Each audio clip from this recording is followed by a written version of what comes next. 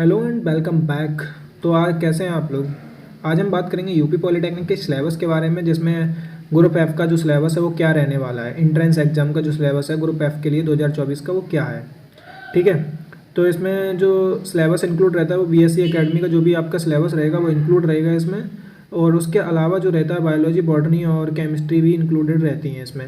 अब इसमें टॉपिक्स क्या क्या हैं वो देख लेते हैं। ये एक पोस्ट ग्रेजुएशन डिप्लोमा होता है बायोटेक्नोलॉजी से। ठीक है। तो चलो देख लेते हैं क्या क्या टॉपिक्स रहने वाले हैं। देखो ये केमिस्ट्री का सिलेबस है, जिसमें से टॉपिक्स जो हैं आपके वो ये रहेंगे। द सॉलिड ऑफ स्टेट्स, पहला यूनिट आपका ये रहेगा। दूसरा टॉपिक ये है सॉल्यूशंस।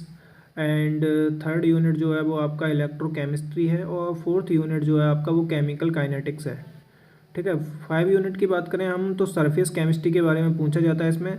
और 6 यूनिट जो है वो general principles and process of isolation of elements. ठीक है। 7th यूनिट की बात करें तो इसमें बहुत सारे यूनिट्स इंक्लूडेड कर दिए हैं और बहुत सारे यूनिट को मिला के एक ही यूनिट बना दिया है 7th में।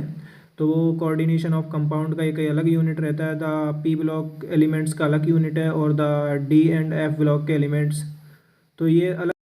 अब डी एंड एफ ब्लॉक के elements and coordinates compound, haloalkanes and haloarenes alcohols and ये सब क्या किया है, ये सारे टॉपिक्स को मिला के एक यूनिट बना दी है पूरी। ठीक है। चलो अब मैथ की बात करें तो मैथ में पहला रहता है आपका relations and functions.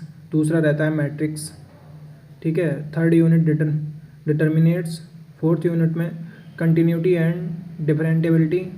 Fifth unit में एप्लीकेशंस और डेरिवेट्स। ठीक है। 6th यूनिट आपका integral applications of integrals. 7th unit में डिफरेंशियल इक्वेशंस। ठीक है। डिफरेंशियल इक्वेशंस के बाद रहता है आपका vector algebra, 3 dimensional geometry and linear programming probability. Linear programming and probability एक ही यूनिट है, इसको अलग अलग कर दिया मैंने। ठीक है।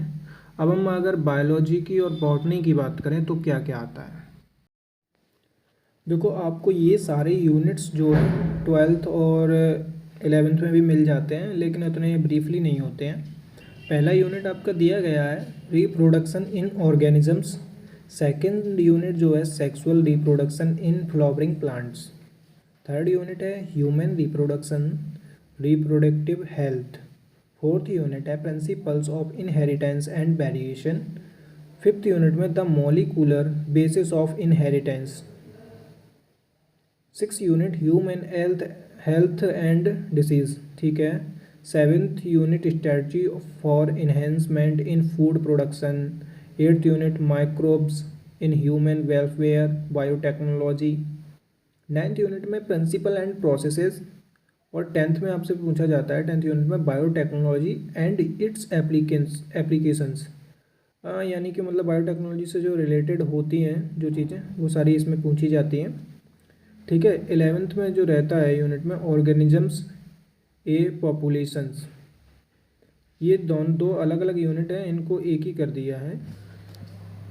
चलो ठीक है। अब 12th यूनिट की अगर हम बात करें तो ecosystem, biodiversity and conversation, environmental issues. ये सारे टॉपिक्स आपसे पूछे जाते हैं। ठीक है।